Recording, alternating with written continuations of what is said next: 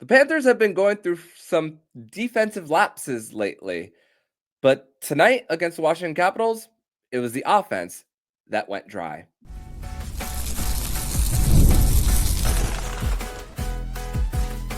You're Locked On Panthers, your daily podcast on the Florida Panthers.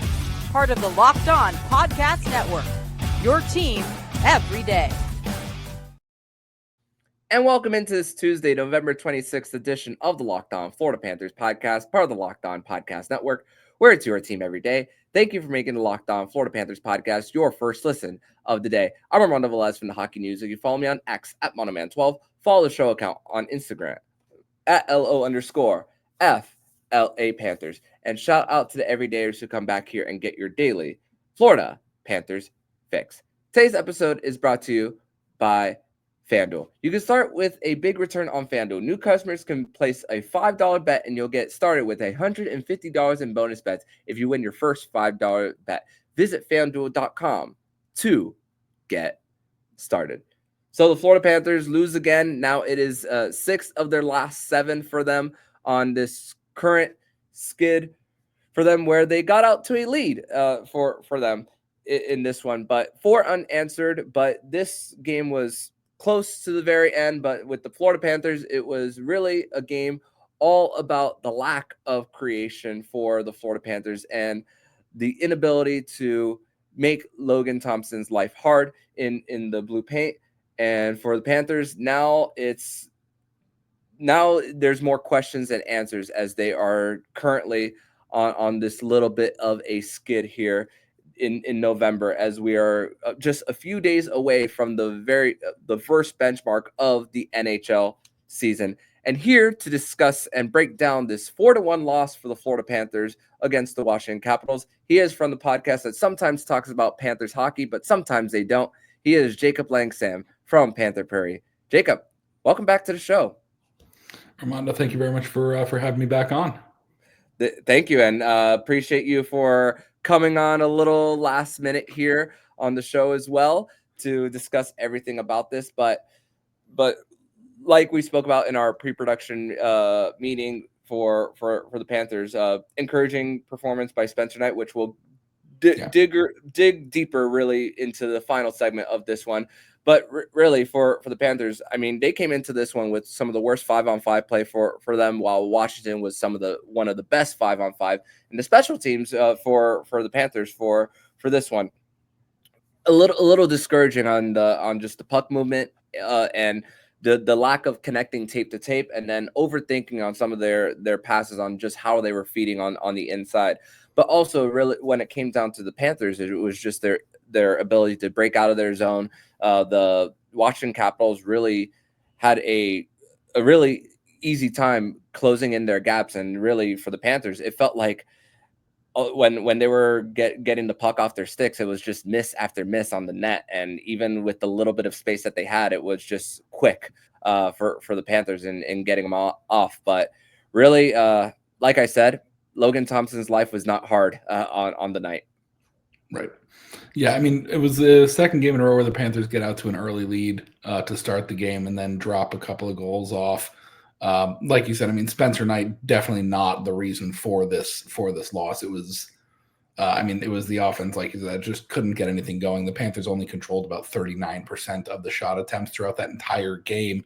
And whereas usually when you're seeing one team kind of dominate the shot attempts through most of the game, especially when that team's also ahead on the scoreboard, you would see the team that's behind get a much larger share of those shot attempts towards the end of the game. But just looking at the 5-on-5 stats here, the third period was actually the Panthers' worst period in terms of possession, only having about 26% of the shot attempts. So a really uninspiring performance by this team outside of the top line. I do want to point that out. Only 3 players on the team were above 50% Corsi this game, and it was Barkov, Reinhart, and Rodriguez. So a very normal performance for the 3 of them, but just nothing behind them. Yeah, and to think that the Washington Capitals, I mean, the first period they were some of the best in the entire league. Their ratio of goals scored in the first period is 2-1 So double the amount of goals that they score going into the second period, and then ending in this one 1-1 for them. And Nico Mikkola getting his first goal in the regular season since November 20th of last year when he's Edmonton, and then obviously that very famous goal heard around the hockey world where he almost scored on Sergei Bobrovsky and then comes on the other end of the ice to score. So, but that was the only one in the game. I mean, Panthers have been getting goals from defensemen lately. I mean, Kulikov and Schmidt scored against Winnipeg just last week. But I mean, for the Panthers here, I mean, even though the only goal that they gave up 5-on-5 was that one to Lars Eller, which he got 2 of them. It was just another one. It was that one defensive lapse that we didn't really see, where we didn't really see too much of it last year. But for this one, I mean, Sam Bennett goes for the hit, and then Lars Eller doesn't break a single stride, and then maybe a little bit of miscommunication between Matthew Tkachuk and Dmitry Kulikov, thinking that he's going to take him, and then that from South Florida native Jacob Chikrin to Lars Eller for that one to tie at 1, and but then even at the end of the first, you were thinking, okay, you're still getting a little bit of your forecheck going, but still the rush chances against the slot shots in favor of Washington. Right. And I mean, you could see that Eller goal coming from a mile away. The breakdown was not good. And, you know, I said this to myself during the game, but Lars Eller might be the best third line center of all time. He's such a reliable depth center on both ends of the ice. Great fantasy pickup if you're ever short a center for whatever reason and Lars Eller is available, pick him up. That's been a very successful move of mine over the past few years that I've been playing fantasy hockey. He's very reliable for a clutch goal every now and then. He's not going to give up much. I mean, there was something about Eller just breaking down the middle of the ice there that you just knew that he was going to be able to get by the defense and get one past Knight. I mean, it was, I don't know. It was just kind of a brutal scene there. And maybe it's a little revisionist to think about it that way, but I just remember watching that and thinking there's no way Eller doesn't score here because that's just what he does. He's a heartbreaker. Yeah, and then going back to Washington and getting that chance to still compete while Pittsburgh is in a little bit of a downfall for them. Yeah. But also in the second period, I mean, the Panthers were still getting their chances. I mean, Ekblad misses on the boards, and then Barkov with a huge chance on the wraparound right before Sandin broke it up. But then play by Sandin. Yeah, amazing play from him, and then. A little bit of a push from that top line as the Panthers were starting to get that towards the end of that. Obviously, like you spoke about, Barkov, Rodriguez, Reinhart really setting the tone, and really for Barkov almost knocking in off a face-off when shot was redirected where they had multiple bodies, and then the creating an even bigger push with how Erod was protecting the puck, got it high, and then Barkov tried it between the legs, but unfortunately missed the net. So again, the theme of this game was missing the net for the Panthers, for them, and just an untimely penalty going to the third period, which the Capitals were able to, no pun intended, capitalize in that one, and then really. As Washington, as a team that had, like I spoke about in the preview, really lacked that offensive punch last year. They really played a game that wasn't really how they played throughout the season. They played a low event game and then really took it to the Panthers as far as shutting things down. And once they got that lead, I mean, this felt like watching the Panthers in a different uniform. So that's how we felt. That's how I felt watching the opposition. And, it's funny you say that because just going back to Lars Eller, I also said out loud, it's funny because Lars Eller is such a Panthers-coded player. Like, if we didn't have the center lineup that we had, you'd think that a guy like Eller would be exactly a piece that Bill Zito would be going for. And, I mean, just to your point also, across all situations, the Panthers had 43 unblocked shot attempts, those being shots on goal and shots that missed the net. 21 shots on goal, meaning 22 of those shot attempts missed the net entirely. Almost, or over half of the unblocked shot attempts they took missed the net. Yeah, so not a good sign, but also really it comes down to just the Capitals and their ability to just, even if their bodies aren't necessarily closing the gaps, their ability to reach with the stick, and also just to have the Panthers overthink. And with Washington scoring on that 5-on-3, really really got to their game towards the end, where the Panthers were just unable to create Right. and any of their opportunities to at least tie the game, which the third period really felt uninspiring, and which we will continue to discuss more about the uninspiring performance, and which we will discuss in our 3 duds of the game, and also the moment where we thought the game was lost. We're going to discuss that more next with myself and Jacob Langsam of Panther Pourri, next here on the Locked On Florida Panthers podcast.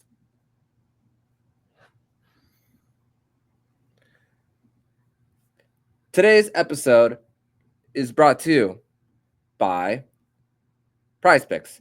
And you can now win up to 100 times your money on PrizePicks with as little as 4 correct picks. PrizePicks is the best way to get action on sports in over 30 states, including California, Florida, Georgia, and Texas. PrizePicks is the best place to get real money on sports action. In over 10 million users, and you could sign up today. And sign up today and get $50 instantly when you play $5. You don't even need to win to receive the $50 bonus. It's guaranteed. PrizePicks also offers weekly promotions that can lead to big payouts like Taco Tuesday. And if you think that Jack Hughes will get more than 4 shots on goal and Artemi Panarin will get more than 1 assist, John Tavares for more than 9 faceoff wins, and Brady Tkachuk for more than 5 hits. And also in the football side of things, Tyreek Hill only needs to receive 0.5 receiving yards on the projection to hit. If you're correct with at least one stat projection, you can win real cash. So download the app, use code LOCKEDONNHL to get $50 instantly after you play your first $5 lineup. Once again, download the app and use code LOCKEDONNHL to get $50 instantly after you play your first $5 lineup. And you could do that all on PrizePicks. Run your game.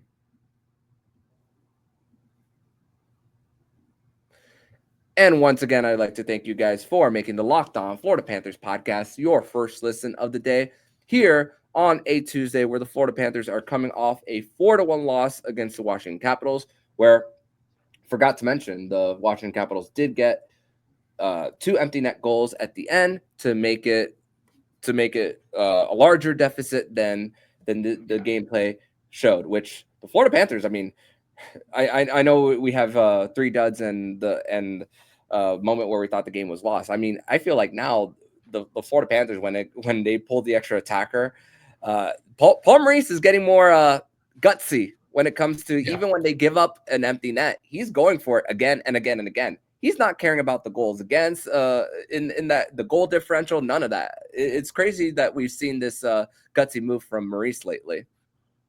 Yeah, I'm a big fan of that, though. I mean, the data is limited because you don't have a huge sample size of coaches pulling their goalies super early just yet, though that population is increasing in the modern NHL. But the stats do show that the earlier you pull your goalie in a situation like this, the better chance you have of getting that goal or 2 that you need to draw the game level. So I'm in favor of anything that gives you a better chance to win. And statistically speaking, pulling your goalie early does give you that better chance. And, once you're down 2-3 goals, who cares about getting another empty net scored on you? You go for it. Go for the home run.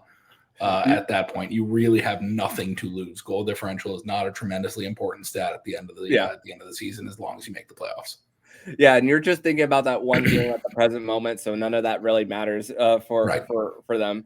And instead of 1 minute, we're seeing around the 3-minute mark or the 2:30 mark now, with the Panthers and I mean, we haven't really seen it much this season, but usually they're usually possessing the puck a lot when they do have that extra attacker. So yeah, I still like the gamble even with that, but it's just something I've really noticed for them. But just got to handle the puck. Colorado. I mean, the Panthers had the power play against Colorado at the end, and they pulled Bob at 5 or 6 minutes left to get the 6-on-4. Mm-hmm.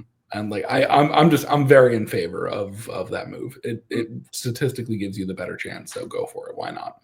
Yeah, why not? But 3 duds of the game. Let's get to that. So third dud for the Panthers. Number 3 is going to be Carter Verhaeghe. Usually he feasts against the Capitals, but this is not one of those games where he did for them.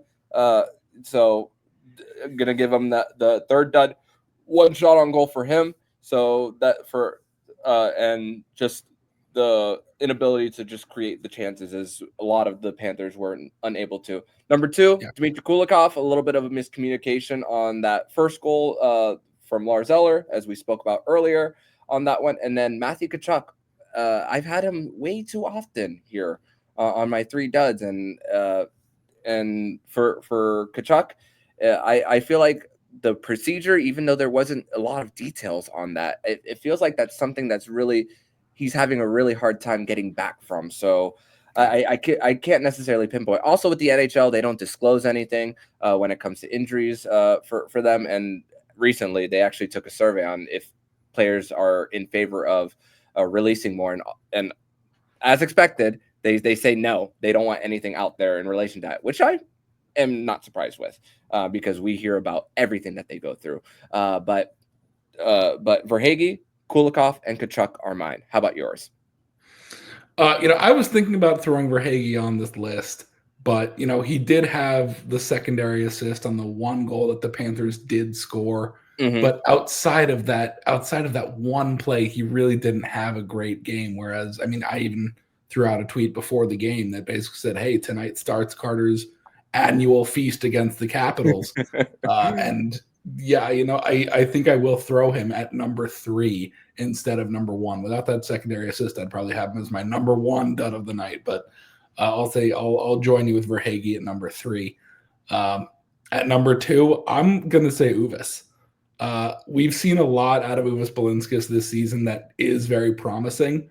But a lot of that has waned over the past couple of weeks, in particular this 1-6-0 skid that the Panthers find themselves on, to the point where he's been pulled off of the top power play unit in favor of Aaron Ekblad. And Uvis's 5-on-5 play is starting to be a little bit weaker than we saw at the beginning of the season. He's struggling to handle the puck. His defensive decision making has been a little off lately. And you saw that a bit tonight. And I think it's incredibly damning that you see Ekblad on that top power play over Uvis. Against Colorado when Adam Boqvist drew back in, I thought that was kind of a sign that a little bit of trust was being lost in Balinskis. But then you didn't really see Boqvist getting those top offensive minutes either. But I think Paul Maurice is starting to lose a little faith in Uvis Balinskis, and tonight he's my number 2 dud. And unfortunately, to be boring, I agree. Where is Matthew Tkachuk? Where has he been? And he's slated as my number 1 dud. I regret that we share 2 of the 3. Yeah. But it's hard to ignore these star players. Combined $13 million for now, $17 million as of next season in salary cap space. That just hasn't been showing up the way that we're used to, and especially tonight, just really couldn't seem to get anything going. Yeah, and going back to Uvis, one of the power plays, I forget which one, that when power play 2 was on, you have Uvis, a little download. Nate Schmidt was part of that second power play unit, but then you see Uvis just looking a little lost, not moving on the power play neither. And that's really been the issue for the power play tonight for the Panthers, lack of movement and just a lot of standing around for them there. So that's another thing. When if Uvis isn't up top moving the puck, I don't like him at the hashes or below there for him, even though they have seen a little bit of him at forward. So just a little bit of questions. And I did speak about it today, just the trial period consistently on where you're looking at for power play for the quarterback and everything. And even the broadcast mentioned it towards the end of the game on just having 4 forwards and then 1 D, even at 5-on-5, right before getting the puck in, goes to show the lack of the combination of speed and ability to protect the puck. So that's still something that the Panthers still need to figure out. The moment where the game was lost, I'm going to go with the interference call that AJ Greer had. where it was more of a retaliatory play from what Nick Dowd had a hit on Mackie Samoskevich. I get why that's not called. Mackie's body was facing towards the board, the corner, so not the best angle for the referee to make a call if it's anything up high. So not necessarily mad that nothing was called, and a little bit of an untimely play from AJ Greer. Yeah. And where the Panthers didn't really have any momentum to begin with, that in itself really ended any confidence that I had in the Panthers coming back. How about you? Yeah, I was a little more optimistic, and I didn't really feel like the game was lost until that first empty netter against that set them down 3-1. Because we know that this team can turn on those Jets when they really need to. So a 1-goal difference with really any amount of time left in a game, and I always have that faith in me that they can pull this back. One goal is not a lot for this team, except for tonight, apparently. Really over the past week or so, I suppose 1 goal has been a little tough to come by, especially when, your clutch goal scorer, Carter Verhaeghe, is struggling to find the back of the net. But yeah, I really didn't feel like the game was lost until it was 3-1. Yeah, sorry. Call me an optimist, but I saw what I saw tonight. The team wasn't together. They weren't gelling. They weren't clicking. They couldn't get things going. And even despite that, this game was still a game until it was 3-1.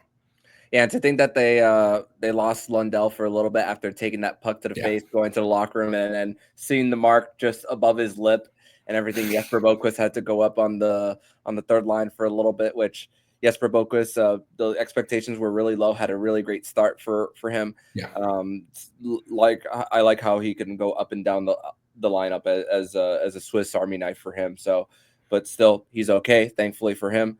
So hopefully for Anton Lundell, that doesn't hold him back for anything, even though he has had a hard time lately for him and just his ability to create. But we're going to transition over to segment number 2. We're going to discuss more about Spencer Knight and the encouraging play that we've seen out of him lately. And the fact that we spoke about wasted performances from the top line from Alexander Barkov on Saturday, and it felt like a wasted performance on Monday night when the Panthers lost to the Washington Capitals. We're going to discuss that more next here on the Locked On Florida Panthers podcast. Today's episode is brought to you by FanDuel. And you can start winning big on FanDuel, America's #1 sportsbook. So when you get a hunch in the middle of the game, you can check all the latest stats, view live play-by-play, and so much more on the same page where you place your bets. Just visit FanDuel.com to join today. You'll get started with $150 in bonus bets if you win your first $5 bet. That's FanDuel.com. Never waste a hunch and make every moment more with FanDuel, an official sports betting partner of the NFL.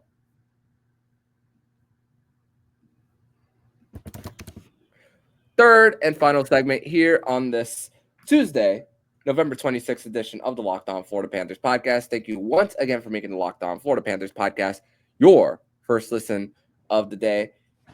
Here with Jacob Langsam of Panther Pourri to once again discuss this 4-1 loss for the Florida Panthers against the Washington Capitals. Now it is 6 of their last 7 that they have lost. And Jacob, I don't know if you heard the press conference from Paul Maurice. His answers were short, very direct. And, he's not one to throw guys under the bus, which is what makes him such a great players coach for him. And that the players can still trust him. He can still trust them. But, oh, man, those responses were like, oh, man, he's probably we're not going to hear anything about him ripping them in the locker room, but I could just only imagine. I mean, we saw the Amazon documentary where it's like breathe through your mouth, not through your through your gluteus maximus.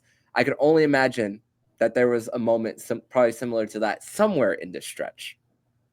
Yeah, I can't imagine there hasn't been. I didn't catch the press conference after the game tonight, but we know what Paul Maurice is like. And honestly, throughout this stretch, there's one other thing lingering in the back of my mind, which is do we need to get Keith Kachuk back in the locker room for a sec?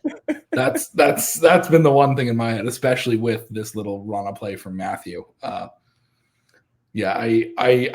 Maurice needs to figure out what's wrong with this team, and he needs to fix it real quick. We spent the last month or so, not even month or so. We spent the first 20 games of the season, basically, thinking about how great of a position the Panthers were in. And, defending champs, the Atlantic is kind of starting to fall off a little bit. Don't worry about it. I just don't see an avenue in which they don't make the playoffs. The Bruins were in last place in the division for a minute. Montreal and Detroit aren't quite ready to take that step. Ottawa went on a bit of a losing streak. All of a sudden, a couple wins out of Boston, a couple wins out of Buffalo, and I don't know, maybe a couple of a win out of Ottawa. And now it's close. Yeah. It's real close. Panthers are at 25, Boston and Buffalo both at 23, Tampa, I think, at 24. They destroyed the Avalanche tonight, 8-2. Oh, yes, they did. So all of a sudden, the Panthers are, another couple of bad games with some bad luck around them from not being in a playoff spot. Yeah. Not where we thought this team would be at this point in the season. Not a few weeks ago. Paul Maurice, it's Paul Maurice's job to figure out what's wrong in that room and put a stop to it. Yeah, and I've spoken about the Panthers and getting up for playoff teams, and Paul Maurice's response is, it's the only option we got, and then just left it there. I'm like, okay, I like the mindset there. But let's discuss more about Spencer Knight. Putting a positive twist to it, was really steady in his own end. And really this whole season, outside of that first Buffalo game for him, and the New York Islanders game where gave up 3, but the Panthers were able to thankfully score 6 unanswered there. But for Spencer Knight, wow, what a season that he is having, and just able to at least keep the Panthers in these games. I mean, even the Chicago game just last week, I mean, it was a 2-1 game right before the Blackhawks scored the empty netter. The first New Jersey game was the better one of the two, where Spencer Knight was in net, where the Panthers actually gave themselves a chance and had a whole bunch of offensive zone time for them. The second one was with Bobbin, and they were just awful in that one. But just Spencer Knight, I've been very encouraged from what we've seen lately. Yeah, it was a real shaky start to the season for him, but he's done a really good job turning that around so far. Especially, I mean, tonight in particular, 2 goals on 29 shots against a pretty high power offensive team, even without Alex Ovechkin. Tonight was, I mean, I don't think anyone would disagree that tonight was his best performance of the season. He's worked himself up to a positive goal saved above expected number at 5-on-5, which is extremely encouraging. I'm not sure he's ever finished a season positive in that metric. Maybe the 21-22 season. But I was very critical of him in particular after that first game, saying he's not ready. But less he's not ready, more this is the season that he needs to prove that he's ready. Because, next season is Bobrovsky's last season, and the Panthers need to know what they're going to do about that starting goalie spot. It's Spencer's to lose, but that doesn't mean he can't lose it. And this season is really when he needs to prove that he can have that net, because by next season, the Panthers need to know what they're doing and if they need to look elsewhere. So his recent run of performance here, has been very, very encouraging. And, I kind of hope that Paul keeps increasing his ice time. I want to see him in more and more games. I'm a little nervous that in the current state of the Panthers playoff position in the Atlantic Division, that he might lean a little bit more on Bobrovsky. Yeah. But I really think that it would be good for Spencer Knight and the organization to keep him going. keep up this momentum, keep up the strong run of play. I think he ended up being voted the third star of the night tonight, despite a 4-1 loss, even though, again, he only let in 2. He put on a phenomenal show tonight. And I think it's worth noting that league save percentage is way down this year. I think average is like 903, which is, the lowest it's been in 30 years. So don't let some of his save percentage numbers fool you. He's currently sitting at a 905 on the season, which, we've been conditioned to think if you're below 910, you're not that good. But league average right now is much closer to 900. And, he's playing above average save percentage. He's got that positive goal saved above expected. His performance in his career is trending in the right direction right now. And tonight was just another stamp in that book. Yeah, and we'll see him again later this week as they have the back-to-back. They only have one back-to-back in the month of December. Then January, my goodness, they have 3 sets. So maybe this will, when it comes to the splits, we might not see it as much for in Spencer's direction, at least starting to trend that way. So we'll just see. We like I said, we'll definitely see him again later this week, and also gave the Panthers a chance at the end where there was a feed from Lapierre to Jacob Chikrin and then reaches with the arm, doesn't get the blocker on it, gets the forearm on it. Incredible opportunity to at least keep it, to at least give the Panthers a chance there for them. So very, very encouraged from what I'm seeing from Spencer Knight here. So we are done here recapping the show here. But we do have Jacob from Panther Pourri here. So before we sign off here, do you have any Pourri for us to discuss? I didn't really have a ton of time to really think about it because I was thinking about hockey this whole time. Look, I think right now what's top of mind outside of the hockey world for me is, we're getting to the end of the year. Those Spotify Wrapped and Apple Music replays are going to start coming out. And I'm starting to think about what's going to be on mine and what do I want to listen to a little bit more to see if I can, kind of intentionally influence my replay or my Wrapped for the end of this year. And I had a thought that, I think this year for me was really defined by the concerts I went to. So I think I might make a playlist that's just all, not necessarily just all the headliners, but all of my favorite bands that I saw live this year, and really try to kind of force my Apple Music replay into that direction. If I had to guess what my number one Spotify rap for at least rock bands is this year, it's probably We Came as Romans. If I had to guess, that's probably number one, probably, if I had to guess, because I think I listened to a lot of them this year. How about you? I would imagine that my top artist, it's going to be one of two things. My top artist this year is going to be one of two things. It's either going to be Real Friends, which is actually the shirt that I'm wearing right now. Chicago pop punk emo band. Everyone should listen to them. They're awesome. They just put out their heaviest album of their careers. It's called Blue Hour. Please go listen to it. It's very good. Self-produced also. They released this without a record label. So support is very important. My top artist is either going to be Real Friends or the Has Been Hotel soundtrack. Yeah, if it's not also a total banger. Nice. Gotta definitely check them out. If it's not We Came as Romans for me, it's probably Spirit Box, because I listened to a whole lot of them when they toured with Korn just recently. But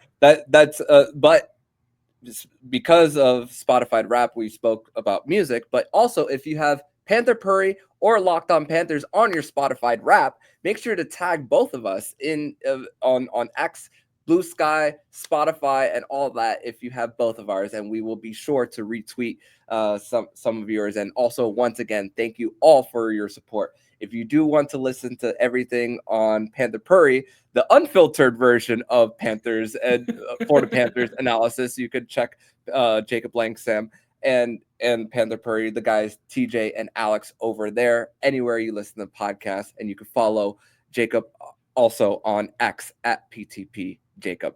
Jacob, thank you once again for joining me, and very thankful to have you once again here. So hopefully we can have you on once again, my friend. I would love it. Thank you very much for having me again, Armando.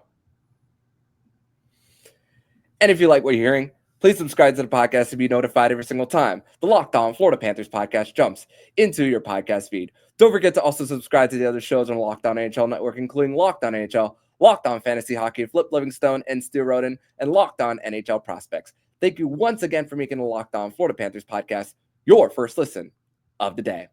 So I'm Armando Velez with Jacob Langsam, and you've been listening to Locked On Florida Panthers podcast, part of the Locked On Podcast Network, where it's your team every day.